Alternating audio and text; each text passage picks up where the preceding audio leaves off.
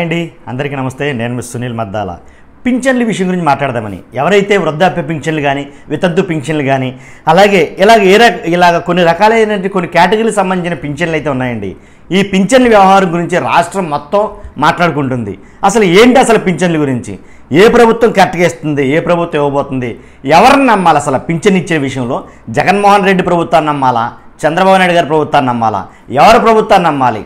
కాబట్టి పింఛన్లు ఇవ్వడంలో ఎవరి మాట నిజం అసలు? ఎందుకంటే ఆల్రెడీ ఎన్నికలు రాబోతున్నాయి జస్ట్ కొన్ని రోజుల్లో. కాబట్టి ఇలాంటప్పుడు మేనిఫెస్టోలు అయితే రిలీజ్ చేస్తున్నారు. ఆల్రెడీ వైసీపీ మేనిఫెస్టో రిలీజ్ చేసింది, అలాగే టీడీపీ రిలీజ్ చేయబోతుంది. కాబట్టి పింఛన్ విషయంలో ఒకళ్ళని మించి ఒకళ్ళు పోటీ పడుతున్నారు. కాబట్టి ఎవరిని నమ్మాలి ఇప్పుడు అసలు? ఆల్రెడీ 3,000 వరకు తీసుకొచ్చినటువంటి జగన్ ప్రభుత్వాన్ని నమ్మాలా? అలాగే తన మేనిఫెస్టోలో 3,000 నుంచి 3,500 వరకు పెంచుతున్నట్టు ఏదైతే ప్రకటన చేశారో మేనిఫెస్టోలో దాన్ని నమ్మాలా? లేదా 3,500 కాదు 4,000 అని చెప్పి చంద్రబాబు నాయుడు గారు అంటున్నారు కదా, ఆ మాట నమ్మాలా? ఎవరిని నమ్మాలి అనే సందిగ్ధంలో రాష్ట్ర ప్రజలందరూ ఉన్నారని అన్న మాట వాస్తవం. ఎందుకన్నా కనుక అదే కన్ఫ్యూజన్. అసలు ఏంటి ఎవరు నమ్మాలి కన్ఫ్యూజన్ చాలామంది మెదడులో అయితే కనుక ఉంది. ఏంటనేది ఒక్కసారి చూద్దాం. అసలు ఈ పింఛన్ల గోలేంటో ఒకసారి పింఛన్లు చూస్తే కనుక ఇంచుమించుగా 66.34 లక్షల మంది పింఛన్లు తీసుకుంటారండి. కాబట్టి ఈ పింఛన్లు జగన్మోహన్ రెడ్డి గారు వైఎస్ఆర్సీపీ మాట్లాడుకుంటే కనుక దాని గురించి మాట్లాడుకుంటే కనుక జగన్ గారు జూలై నెల 2019 నుంచి పెన్షన్లు అంటే 2,250 రూపాయల కంటే పెంచుకుంటూ వచ్చాడండి ఆయన. జనవరి నెల 2022న 2,500కు పెంచాడు. అలాగే జనవరి 2023న 2,750 రూపాయల పెంపు, జనవరి 2024న 3,000, ఇలాగ 250 రూపాయలు చెప్పిన పింఛన్లు పెంచుకుంటూ రావడం జరిగింది. కాబట్టి ఈ పింఛన్లపై ఆంధ్రప్రదేశ్ రాష్ట్ర ప్రభుత్వానికి లేదా ఆంధ్రప్రదేశ్ రాష్ట్ర ఖజానా మీద ఈ పింఛన్ల గురించి ఇంచుమించుగా ఎలా అంటే కనుక ఈ పెన్షన్ల విషయంలో నెలవారీ సగటు వ్యయం 400 కోట్ల రూపాయలు నుంచి 19,968 కోట్ల రూపాయల దాకా పెరిగింది. ఎప్పుడో అంటే 400 కోట్ల నుంచి దఫదఫాలుగా పెంచుకుంటూ పోయారండి. ఇప్పుడు అవుతున్న వ్యయం ఎంత అంటే కనుక 1,968 కోట్ల రూపాయలు అంటే 1,968 కోట్ల రూపాయలు వరకు చేరుకుంది. కాబట్టి ఇంకా పెంచితే కనుక ఇంకా పెరిగిపోతుంది వ్యయం. కాబట్టి ఇలా పెంచుకుంటూ వచ్చిన జగన్ ఏంటి. అంతేకాదు జగన్ ప్రభుత్వంలో జరిగిన ఏంటంటే కనుక కొన్ని అంటే టీడీపీ హయాంలో వైసీపీ హయాంలో జరిగినటువంటి కొన్ని తేడాలు చూద్దాం. 2014 నుంచి 19 వరకు ఏం జరిగిందంటే కనుక లబ్ధిదారుని ఇంటికే పింఛన్ వెళ్ళటం మొదలైంది. ఆ పెన్షన్ కోసం ఎలా అంటే అంతకుముందు టీడీపీ గవర్నమెంట్లో నుంచున్నారన్నమాట వాస్తవమే.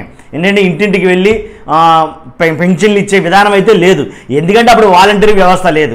కాబట్టి అలాగే ఇంటింటికి వెళ్ళి విధానం లేదు. ఇప్పుడైతే కనుక వాలంటరీ వ్యవస్థ ఎప్పుడైతే జగన్మోహన్ రెడ్డి పెట్టాడో అప్పటి నుంచి ఇంటింటికి వెళ్ళి పెన్షన్ ఇవ్వడం జరుగుతుంది. సో అదొకటి అదే వైసీపీలో చెప్పుకోదగ్గ ఏమైనా ఉన్నాయంటే కనుక అది మెయిన్ పెన్షన్ల విషయంలో. అలాగే పెంచుకుంటూ పోయింది. కాబట్టి ఇలాగ పెంచుకుంటా పోయినా సరే లేదా వాలంటీర్లే ఇంటికి వెళ్ళి ఇచ్చినా సరే మొత్తానికి ఎలా అంటే పెన్షన్ వ్యవస్థని ఒక రకంగా మలుపు తిప్పారనే చెప్పాలి వాస్తవం మాట్లాడాలి అంటే కనుక. కాకపోతే ఇప్పుడు రానున్న రోజుల్లో మరి చంద్రబాబు నాయుడు గారు 3,500తో ఆగిపోయినటువంటి జగన్ గారి మాటని ఇప్పుడు చంద్రబాబు నాయుడు గారు 500 పెంచి 4,000 అంటున్నారు. మరి ఇదే వ్యవస్థతోటి ఇదే వాలంటీర్ వ్యవస్థతోటి కొనసాగిస్తూ నేను కూడా మీ ఇంటి వద్దకే పింఛన్ పంపిస్తాను అని అయితే మాట్లాడడం జరిగింది. రోజుకు ఒక రకంగా మారుతున్న ఈ అభివృద్ధి లేదా రాష్ట్రాలు ఏదైతే ఉన్నాయో అప్పట్లో గ్రామ కార్యదర్శులు లేకపోతే ఇలా కొన్ని కమిటీలు ఉండి వాళ్ళ ద్వారా పంచడం జరిగేది. కాబట్టి ఇప్పుడు ఏంటంటే వాలంటరీ వ్యవస్థ వచ్చిన తర్వాత వాలంటీర్లు పంచడం జరుగుతుంది. కాబట్టి ఇదే వ్యవస్థను కొనసాగిస్తూ 3,500 జగన్ గారు చెప్పారు. కానీ నేను మాత్రం 4,000 చెప్తున్నాను, 4,000 ఇస్తాను అని చెప్పి ఆయన అయితే చెప్తాడు. కాబట్టి వీళ్ళలో ఎవరిని నమ్మాలి అనేది ప్రజలకే అది వదిలేయటం జరుగుతుంది మనం. కాబట్టి నిజమండి ఏంటంటే నా అభిప్రాయం పక్కన పెడితే కనుక చూస్తున్న సబ్స్క్రైబర్లు మన వాళ్ళు ఎంతమంది అయితే ఉన్నారో అంతమంది. కాబట్టి ఎవరిని నమ్మాలి? నేను అడిగే ప్రశ్న మిమ్మల్ని, ఎవరిని నమ్మాలి? చంద్రబాబు నాయుడు గారు ఏమో 4,000 పింఛన్ ఇస్తానన్నారు. ఇదే వాలంటరీ వ్యవస్థని కొనసాగిస్తూ ఆ వాలంటరీ వ్యవస్థని ఇంటింటికి 4,000 రూపాయల పింఛన్ నేను పంపుతాను అని అయితే ఆయన మాట్లాడడం జరిగింది. అలాగే వైఎస్ జగన్మోహన్ రెడ్డి గారు అయితే కనుక ఏంటంటే కనుక ఉన్నదాన్ని ఏదైతే 3,000 వరకు తీసుకొచ్చానో దాన్ని ఇంకొక 500 పెంచగలను అని అయితే ఆయన మాట్లాడటం జరిగింది. కాబట్టి ఎందుకని 3,500 వరకు ఆగిపోయాడు ఆయన, 4,000 వరకు ఎందుకని చెప్పలేకపోయాడు? ఏంటంటే కనుక ఖజానా మీద భయంకరమైనటువంటి అదనపు భారం పడుతుందని ఆగాడా? లేకపోతే చంద్రబాబు నాయుడు గారు 4,000 పెంచుతారన్న విషయం ఆయన పట్టించుకోలేదా, లేకపోతే ఏంటి ఎందుకని పింఛన్లు అక్కడితో ఆపేశారు అని అయితే కనుక ఆలోచించుకున్నారు, ప్రజలందరూ మాట్లాడుకున్నారు. దీని గురించి తీవ్రమైనటువంటి చర్చ అయితే జరుగుతుంది. అందుకని నేను కూడా మీ మధ్యలో ఈ చర్చని పెట్టాలని, ఎవరిని నమ్మాలి, ఇదే నా మెయిన్ క్వశ్చన్, ఇదే నా ప్రశ్న, ఇదే సమాధానాలు మీ దగ్గర నుంచి రావాలి.